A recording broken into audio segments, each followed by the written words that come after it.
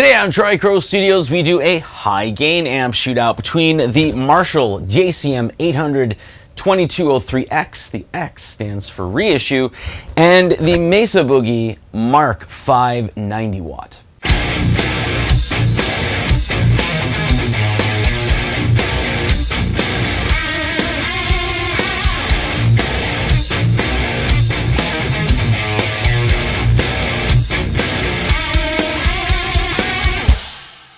So I do have to reiterate here, this is a high gain amp shootout, so you're not going to hear any type of like cleans, breakups, or smooth jazz, or light rock, or anything like that. It's more high gain geared towards metal. But I do have two sound samples today. The first of which is more balanced frequencies in drop C, whereas the second of which is more scoop type setting in drop B. The JCM 800 is always boosted with an Ibanez TS9, whereas the Mark V is only boosted in the second sound sample.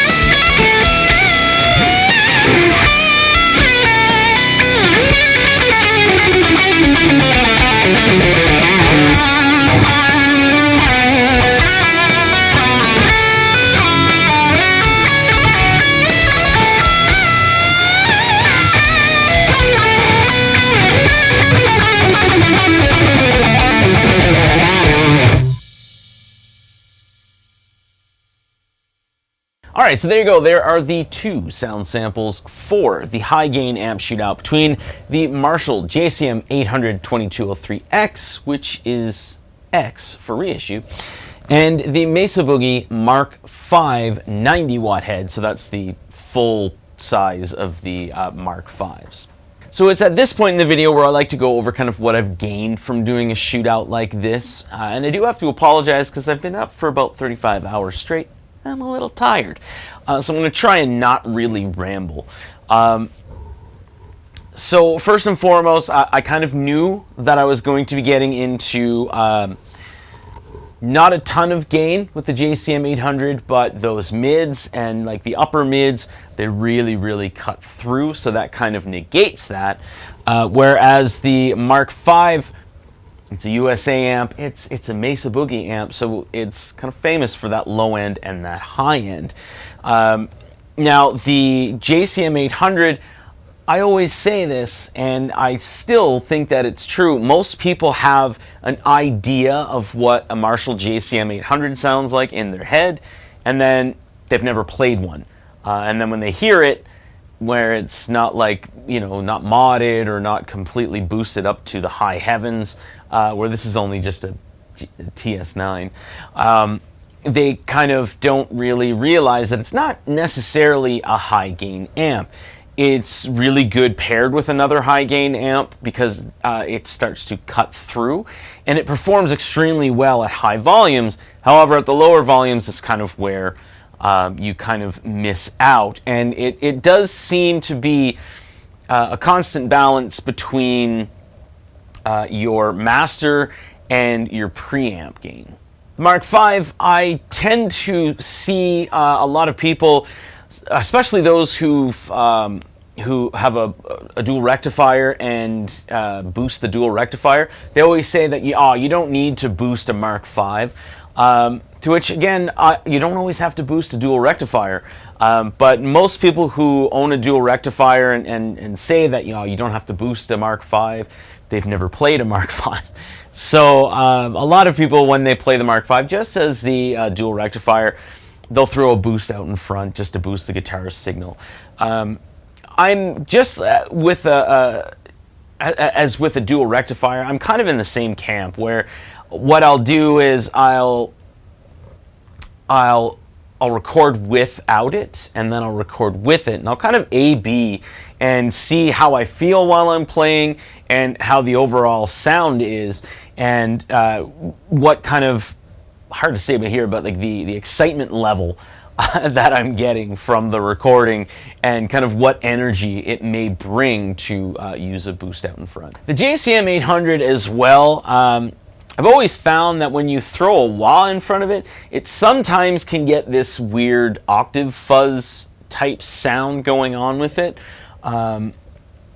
So that's one thing also to note here. Whereas in comparison from the JCM 800, the Mark V does really well with a wah pedal. However, the JCM 800's very famous mids, in comparison to the Mark V, to which I do usually have my EQ slider for the mids a little lower, and then when I'm doing like a more balanced, I'll raise it a little bit, but in the actual EQ section, not in the 5-band, but in the regular EQ section, I'll raise my mids there. I've always kind of done that with anything with the graphic EQs. I don't know why, it just always sounds pleasing to me there.